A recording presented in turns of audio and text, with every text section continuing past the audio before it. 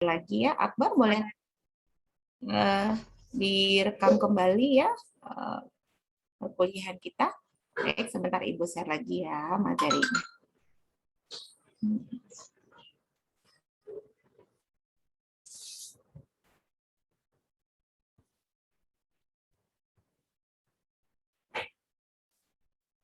Oke, ini tadi sudah. Kita lihat lagi ini. Ya, perbedaan kuantitatif dan kualitatif. Nah, kita lihat dari isi penelitiannya. Kalau kuantitatif, isi penelitian ini berdasarkan pandangan terfragmentasi. Sudah jelas tadi, hampir sama. Teorinya sudah jelas, variabelnya sudah jelas. Jadi, menceritakan saja hubungan sebab akibat antara variabel yang mau diteliti, variabel yang terikat dengan variabel yang tidak terikat. Nah, kemudian dapat kesimpulan. Makanya kenapa kalau di kuantitatif ada namanya hipotesis. Apa itu hipotesis? Siapa yang tahu hipotesis? Boleh dikasih pendapatnya?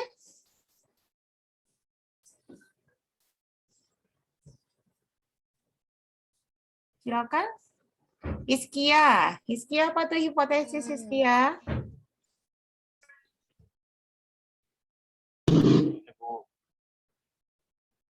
Hidupin mic-nya, Nak.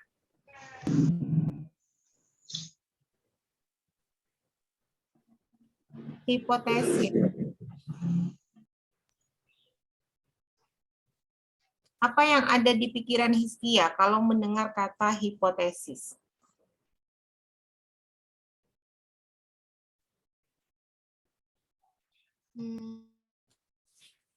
Atau yang lain boleh kasih pendapat? Ya, silakan deh ya.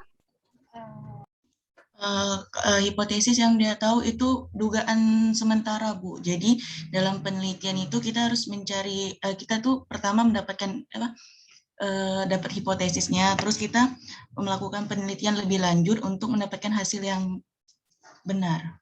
Oke, jawaban yang sangat bagus. Jadi kalau dalam kuantitatif karena teorinya jelas, variabelnya ada, kemudian ada hubungan kausalitas, ya sebab akibat, maka sebelum kita turun ke lapangan di proposal kita itu ada namanya hipotesis, jawaban sementara.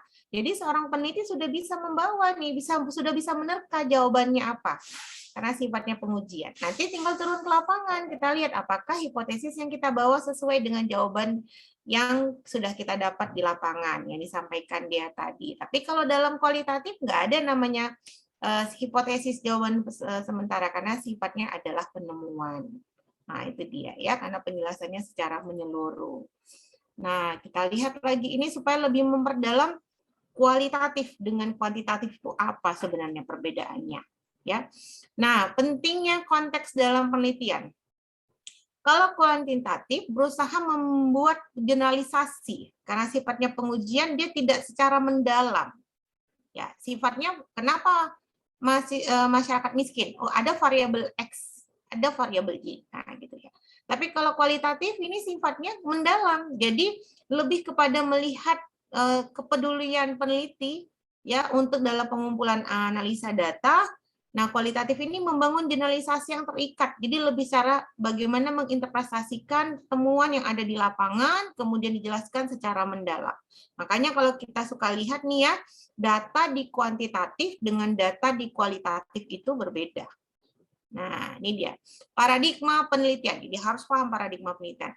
Kalau kuantitatif, paradigmanya adalah positivisme. Positivisme ini adalah paradigma yang paling lama dalam metode penelitian. Ya, apa itu? Kenyataan adalah tunggal, nyata, generalisasi, bebas konteks, terdapat penyebab sebenarnya secara temporer atau simultan terhadap akibatnya. Jadi melihat sebab akibat. Nah, kalau kualitatif paradigmanya alamiah atau disebut dengan paradigma post-positivisme. Ya, melihatnya itu secara utuh. Kondisinya sifatnya adalah majemuk. Jadi nggak bisa melihat sebab akibat. Kenapa dia ini? kenapa misalnya miskin karena dia nggak kerja misalnya, nggak begitu. Karena miskin ini banyak sekali faktornya, itu yang dilihat dari kualitatif. Miskin itu bisa jadi miskin budaya. Contoh kita ambil contoh penemuan. Kenapa ya Bu, di masyarakat Belawan dengan masyarakat nelayan itu di Kecamatan Labuhan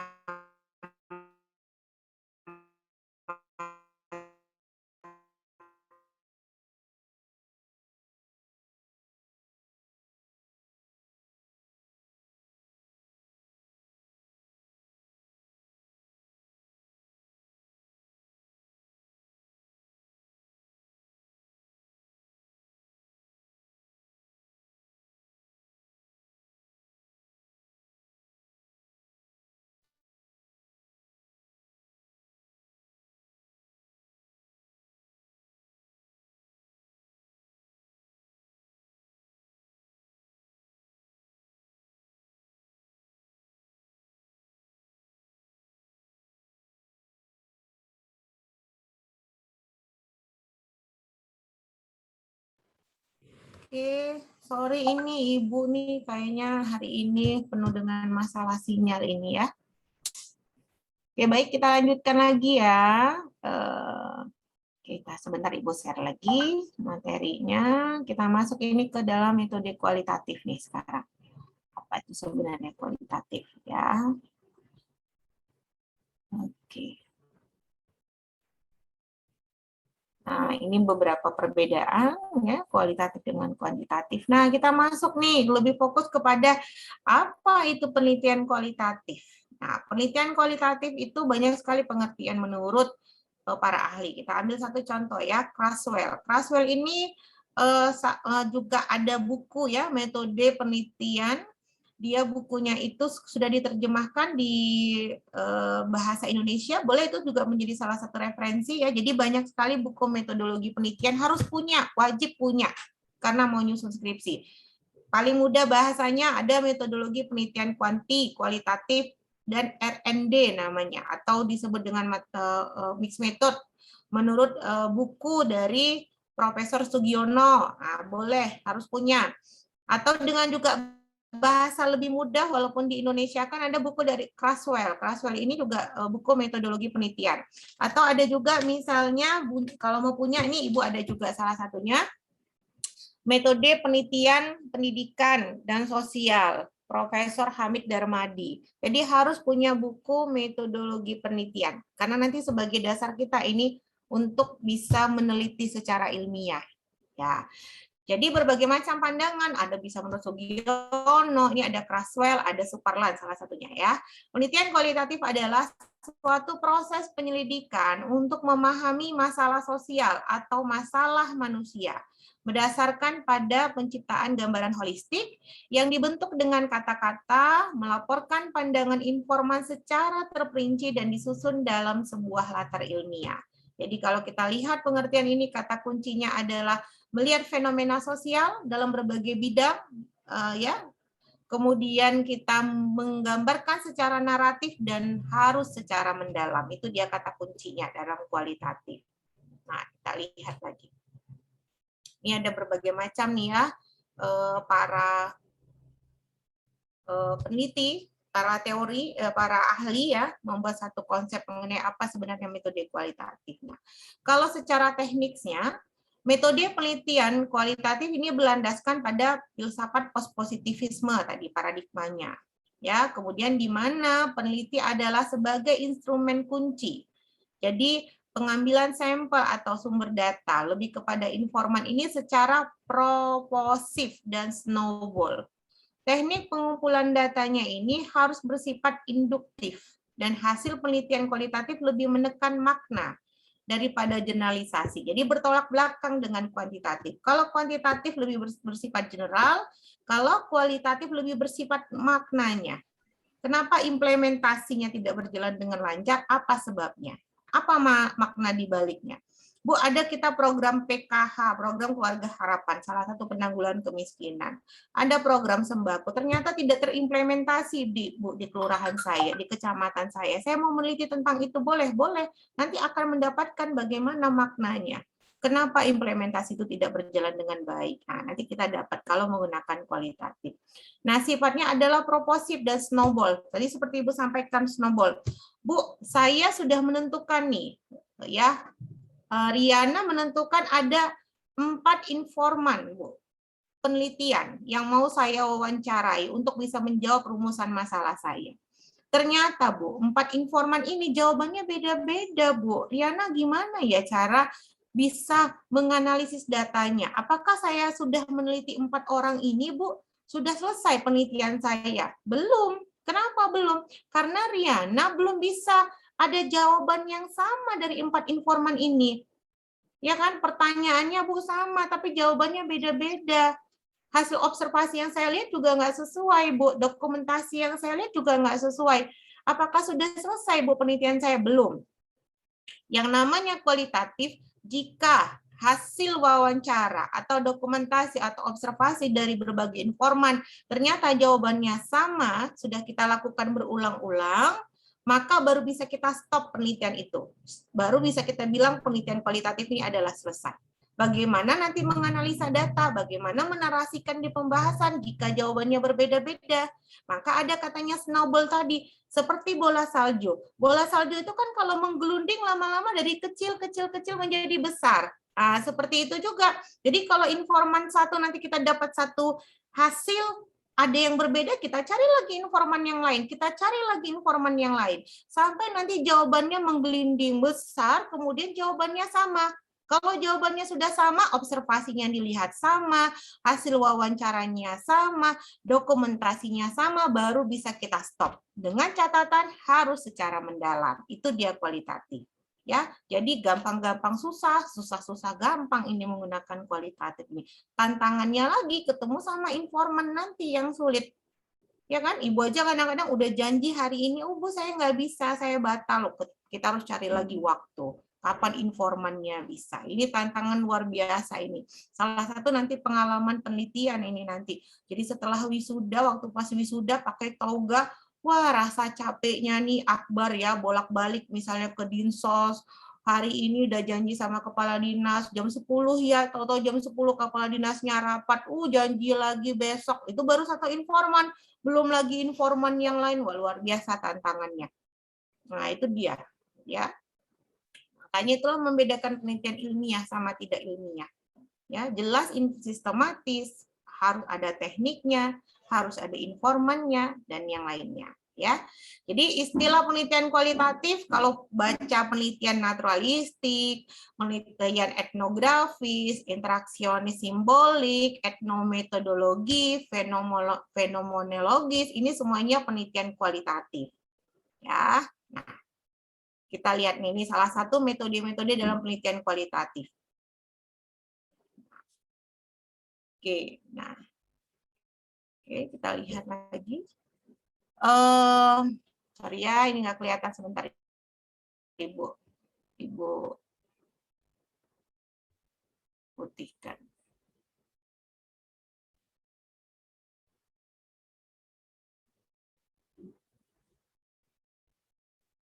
Oke, nah kapan metode kualitatif digunakan? Yang pertama, bila masalah penelitian belum jelas. Jadi ya tadi seperti Ibu jelaskan tadi, kalau kuantitatif masalahnya udah jelas, teorinya udah jelas, variabelnya sudah jelas. Kalau kualitatif masalah penelitian belum jelas, masih remang-remang dia, masih gelap karena kita mau menemukan sesuatu hal. Ya kan masih jelas, belum jelas dan masih remang-remang. Sama tadi seperti Ibu sampaikan ya. Kalau Gloria bawa 1-2 masalah, mau penelitian kualitatif, bisa jadi nanti di lapangan masalahnya berbeda, atau masalahnya bertambah, atau masalahnya berkurang, karena masalah yang kita bawa ini belum jelas. Nah, itu dia. Kemudian, kapan kita menggunakan metode kualitatif? Jika ingin memahami makna di balik data. Ini dia tadi, di balik data yang tampak. Mau melihat makna, oh Bu, jumlah kemiskinan di Kota Medan setiap tahun menurun, Bu. Tapi kalau kita lihat Bu di pinggir jalan, gelandangan pengemis itu makin bertambah. Orang miskin makin bertambah, kelompok miskin baru makin bertambah, orang kelaparan makin bertambah. Orang yang tidak mendapat bantuan dari pemerintah itu banyak yang tidak tepat sasaran. Nggak sesuai ternyata ya Bu, maka kita melakukan penemuan, kita menggunakan kualitatif, kita mau melihat makna di balik data yang tampak. Nah itu dia, ternyata data kuantitatif dengan kualitatif itu berbeda. Kemudian memahami interaksi sosial yang kompleks, sifatnya majemuk tadi kan. Melihat bagaimana proses implementasi, kita tidak boleh melihat satu indikator saja, kita lihat secara keseluruhan, bagaimana interaksi sosialnya. Melihat implementasi program KB atau implementasi program Keluarga Harapan PKH. Kita lihat bagaimana interaksi sosialnya, bagaimana disposisi antara implementator, bagaimana implementator dengan masyarakatnya. Nah, semuanya majemuk, berkesinambungan, kompleks dia. Kemudian kapan kita menggunakan kualitatif? Kita melihat, memahami perasaan orang. Jadi dari hati ke hati kualitatif. Bu, kenapa ya Bu? Kenapa ya Ibu kok nggak dapat bantuan ya Bu program PKH? Iya, padahal saya udah kasih KTP lah sama Kepling. Saya nggak tahu di mana ini salahnya. Tetangga saya dapat yang lebih banyak, yang lebih layak hidupnya. Saya nggak dapat. Nah, itu dia interaksi sosial, dia wawancara. Tapi kalau kuantitatif enggak. Ya, Sri Devi nanti bagiin angket aja. Pilih aja Bu, A, B, C, D, kan gitu ya. Nggak ada interaktif, karena dia menyeluruh dia, general dia. Kalau kita kan wawancara dari hati ke hati nanti. Oh, Devi cerita tentang, misalnya melihat program PKH. Oh, Devi wawancara camatnya, Pak, kenapa nih program PKH ini nggak berjalan dengan baik ya Pak, di kecamatan ini ya Pak. Apa kendalanya Pak? Nah, jadi ada interaksi dia. Kemudian memahami perasaan seseorang karena berinteraksi sosial dari hati ke hati, kemudian kita memahami informan kita. Kemudian mengembangkan teori, ya benar, karena sifatnya adalah penemuan, dari hasil penelitian kita itu bisa menjadi satu cikal bakal teori yang baru. Kalau sudah ada teori, kita bisa lagi ujikan dengan metode kuantitatif. Mengkonstruksikan fenomena, kita menjelaskan fenomena masalah yang ada di lokasi penelitian kita. Ya, setelah kita lihat fenomenanya, kita turun ke lapangan, baru kita jelas ini, memastikan kebenaran data. Ya, kemudian meneliti sejarah perkembangannya dari proses awal sampai akhir. Jadi metode kualitatif ini karena adalah sifatnya penemuan, masalahnya kita belum jelas, jadi prosesnya ini memang kita benar-benar seperti seorang turis. Jadi kalau misalnya Devi mau pergi ke Bali, belum pernah ke Bali, Devi pasti mencari clue-clue. Oh, mencari petanya, peta jalannya, di mana tempat makannya, di mana tempat wisatanya. Karena kita menemukan, jadi kita seolah-olah seperti turis, kita mau pergi ke wisata, nah kita cari ini pelan-pelan di mana tempat wisata lokasinya. Itu dia kualitatif. Ya. Sama seperti yang disampaikan Pak Heri. Kita tutup mata, kita raba, ini gajah atau kambing ya? Kupingnya seperti apa ini? Matanya seperti apa ini? Hidungnya seperti apa ini? Nah, itu seperti itulah kualitatif. Makanya seperti Ibu sampaikan tadi, bisa jadi di seminar hasil nanti Hizkia judulnya apa? Bisa nanti setelah seminar hasil judulnya berubah. Lebih fokus lagi, lebih spesifik lagi. Itu dia kualitatif. Jadi tantangannya luar biasa sebenarnya. Menarik nggak Bu penelitian kualitatif? Kalau Ibu bilang menarik. Karena kita bisa menemukan fenomena sosial, masalah-masalah sosial itu bisa kita temukan jawabannya. Dan sekarang banyak sekali terjadi fenomena sosial, masalah-masalah sosial, ya, pendidikan, gender, kemiskinan, kemudian tentang stunting, wah banyak sekali yang bisa diteliti ini. Ya. Oke, kita lihat karakteristiknya nih. Ya, karakteristiknya itu ya pertama harus secara ilmiah, kemudian instrumen, menggunakan metode. Ya, analisisnya secara induktif, sangat spesifik. Ya, harus ada teori dasar, grand teori. Kalau misalnya meneliti tentang implementasi, harus ada grand teorinya, ada teori dasar yang menjadi pegangan kita. Bu, Riana mau penelitian ini tentang implementasi. Kan ada beberapa teori ya, Bu. Ada teori Edward, ada teori Grindel, ada teori Van Van Meter. Kira-kira Riana mau teori apa ya, Bu? Nah, teori yang Riana gunakan, Riana lihat apa yang mau Riana teliti. Kira-kira teori yang ini pas nggak yang menjadi dasar pegangan Riana? Kalau untuk memperkuat lagi, nah cari penelitian sejenis, penelitian relevan, penelitian terdahulu yang hampir sama dengan penelitian kita. Dia menggunakan teori apa?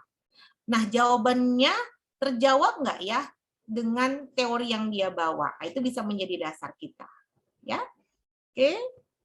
Kita lihat lagi di sini dasar-dasar teori tadi seperti yang disampaikan, melihat pendekatan fenomenologis, ya, memahami peristiwa, ada interaksi simbolik, melihat kebudayaan atau etnografis atau etnometodologi, ya, studi tentang cara individu menciptakan atau memahami kehidupan sehari-hari. Banyak ini yang mau kita teliti ya, apalagi masa pandemik.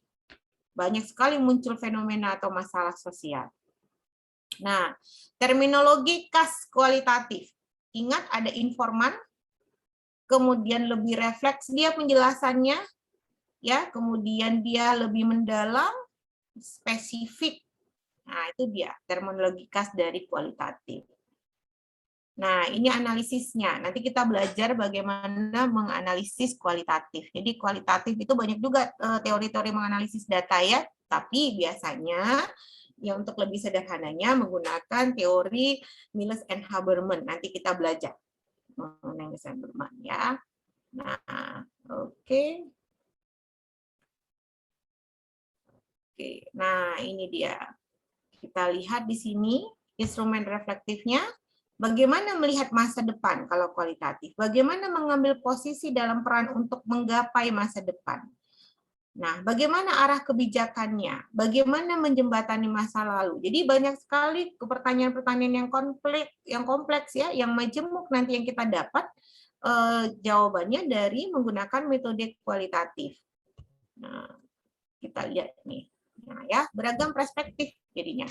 Jawaban atas pertanyaan-pertanyaan tadi amat ditentukan oleh pilihan perspektif. Perspektif tak berbicara tentang salah atau benar, tapi berbicara tentang kepercayaan kepada asumsi. Jadi tidak ada kata benar atau salah dalam penelitian kualitatif. Tapi setelah kita temukan, kemudian kita melihat makna yang ada di dalamnya. Nah, itu dia, karena sifatnya adalah penemuan. Oke. Oke, ini salah satunya, contohnya ini ya, nanti Ibu jelaskan saja lah minggu depan ya, karena ini sudah masuk ke dalam FGD nantinya. Oke, baik, mungkin itu saja materi secara gambaran mengenai perbedaan antara metode kuantitatif, kualitatif dari mulai masalah, tujuan, isinya, bagaimana perspektifnya, paradigmanya, kuantitatif dengan kualitatif, kan begitu. Kemudian kita juga sudah dapat gambaran apa sih sebenarnya kualitatif itu? Kenapa kita menggunakan metode kualitatif dalam penelitian? Ya, nah itu dia. Oke, baik, kita masuk ke sesi diskusi ini. Karena minggu lalu Ibu sudah kasih tugas kecil-kecilan, ya kan? Karena nanti supaya minggu depan udah ada satu judul penelitian kualitatif. Nah, untuk hari ini Ibu mau tahu dulu nih, masalah apa yang terjadi boleh di lokasi penelitian, di lokasi tempat tinggal.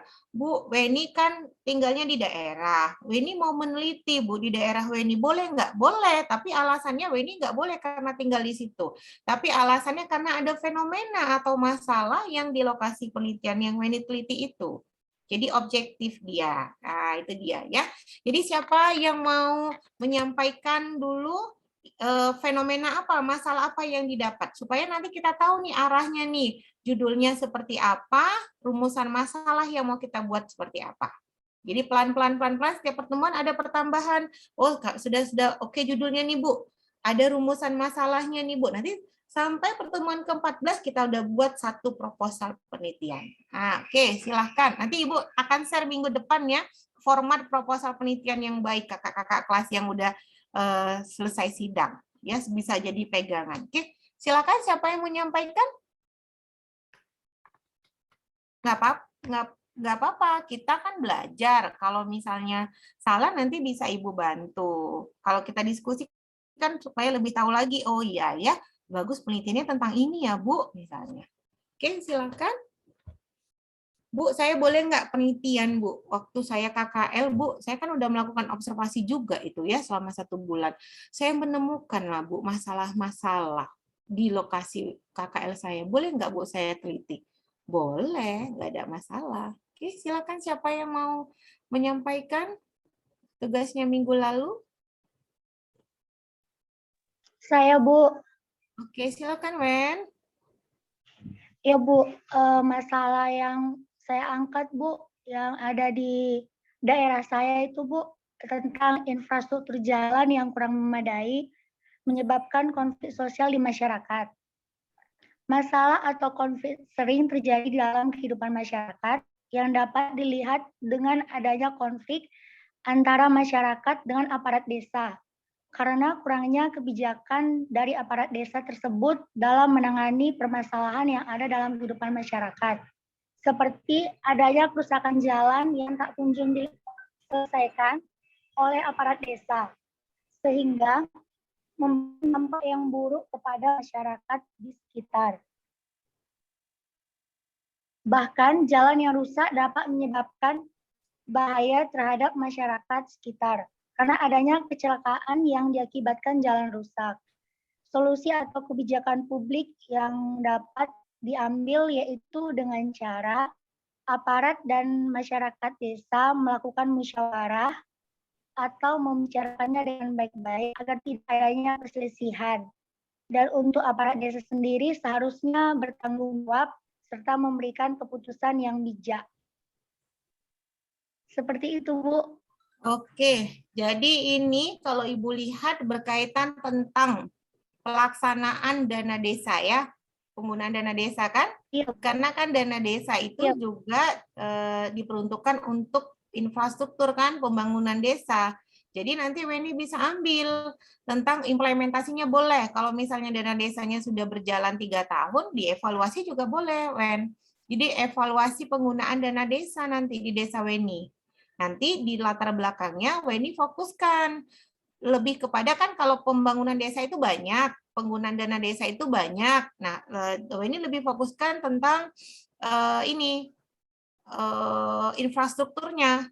Karena kalau kita ambil nanti misalnya peranan pemerintah desa, dia larinya nanti ke ilmu pemerintahan, nggak ke kebijakan publik jadinya. Kalau kita melihat partisipasi masyarakat, dia lebih kepada politik dan pemerintahan gitu. Jadi kan kalau kita lihat Bu, ilmu pemerintahan dan administrasi publik ini kan hampir-hampir sama. Iya, sama karena rumpunnya satu, ilmu politik. Gitu. Tapi karena konsentrasi kita kebijakan publik dan konsentrasi kita manajemen publik, boleh juga pelayanan publik. Jadi kita harus dalam sekitar ruang lingkup itu penelitiannya. Ya, kalau diceritakan Weni tadi, Weni lihat implementasi penggunaan dana desanya, Wen.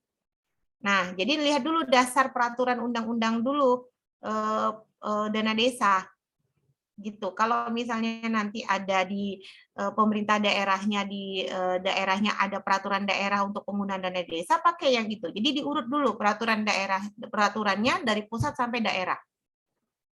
Gitu. Jadi lihat dari implementasi peraturan itu. Ya. Nah, gitu dia. Jadi lebih kepada dana desa. Bagus juga itu penelitiannya, Wen. Ya, nanti dirancang itu sudah jadi masalah. Nanti yang Weni sampaikan itu Weni jelaskan di latar belakang. Ya, karena pembangunan infrastruktur yang tidak berjalan, sudah ada dana desa 3 tahun, masyarakat mengalami keluhan, nah itu bisa menjadi dasarnya Weni di latar belakang nanti. Gitu. Jadi Weni udah punya latar belakang nih, latar belakangnya udah kuat, judulnya yang belum. Jadi dirancang nanti judulnya. Bu, saya agak sulit ini membuat satu judul. Nah, banyak membaca beberapa referensi jurnal. Jurnal yang terdahulu, jurnal yang sejenis, jurnal yang relevan. Bu, saya kan penelitian saya tentang ini, Bu. Tapi ternyata udah ada penelitian yang lain yang sama judulnya saya. Namanya itu penelitian sejenis. Boleh nggak, Bu? Boleh saja, nggak ada masalah penelitian sosial. Nanti Ibu saya dianggap plagiat. Enggak.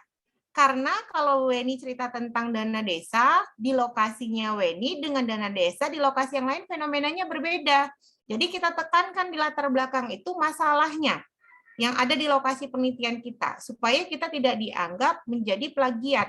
Jadi nggak ada masalah kalau misalnya judulnya muncul di daerah lain atau di pulau lain, kemudian saya angkat, Bu, di penelitian saya, boleh saja, itu namanya penelitian sejenis.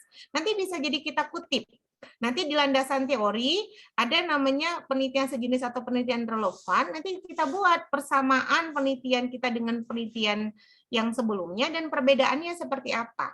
Jadi boleh saja. Ya, kalau menyusun skripsi sekarang ini udah nggak fokus lagi, lebih banyak referensinya buku, tapi referensinya jurnal.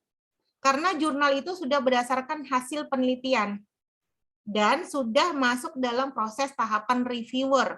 Kalau sudah penelitian, kemudian sudah dicek oleh reviewer jurnalnya, sudah dipublish, berarti sudah oke dia. Itu bisa menjadi rujukan kita.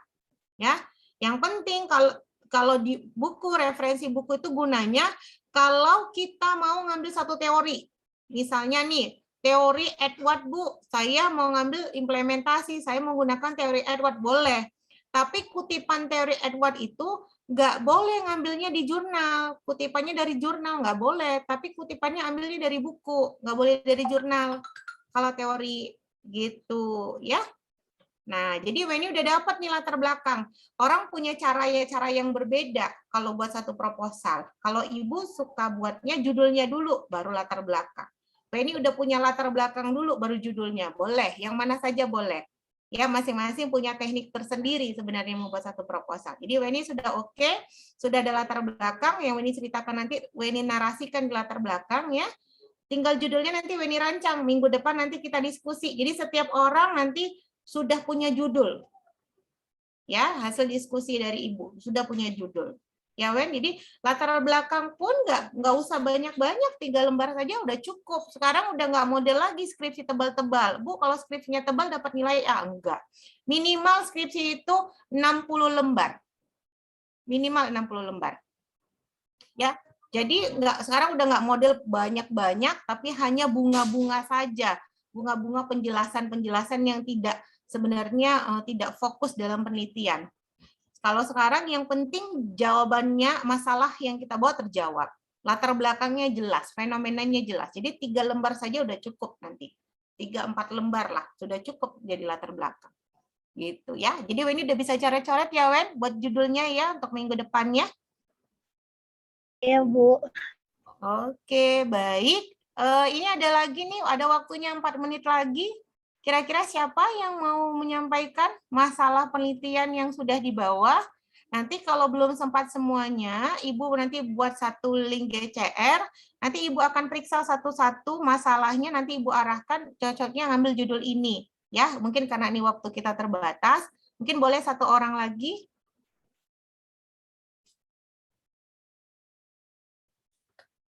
Yang penting kan sudah paham nih, udah duduk dulu nih kuantitatif dengan kualitatif. Nah, kalau udah duduk, gampang nanti buat judul penelitian kualitatif. Siapa yang mau menyampaikan? Silahkan. Dea udah siap, Dea? Masalahnya udah dapet?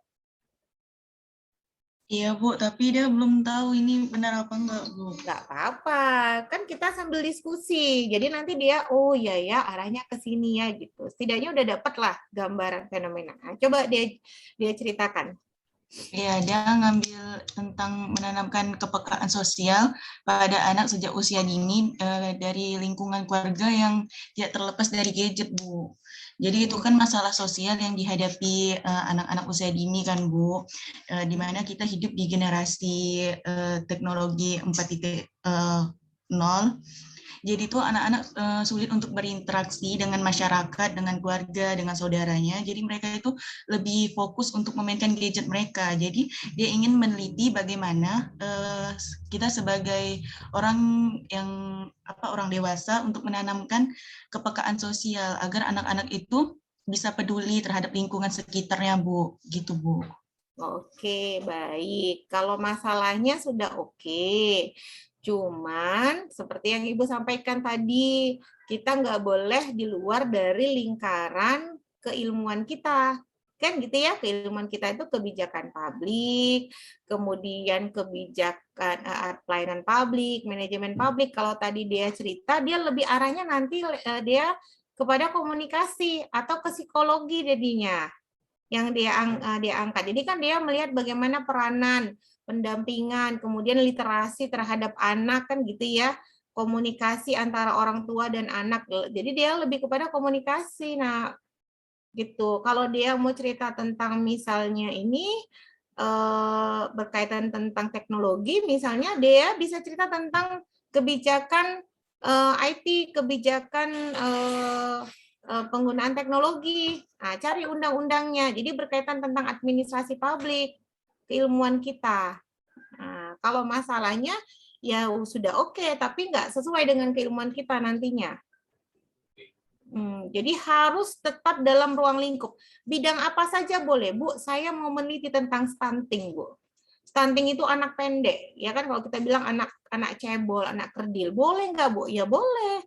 Tapi nggak dilihat dari stunting bidang kesehatannya. Kenapa anak itu bisa pendek? Nggak dilihat itu. Dilihat dari bagaimana kebijakan pemerintah untuk mencegah stuntingnya. Nah, kita lihat dari sisi keilmuan kita. Jadi banyak sebenarnya, Bu, pendidikan, Bu.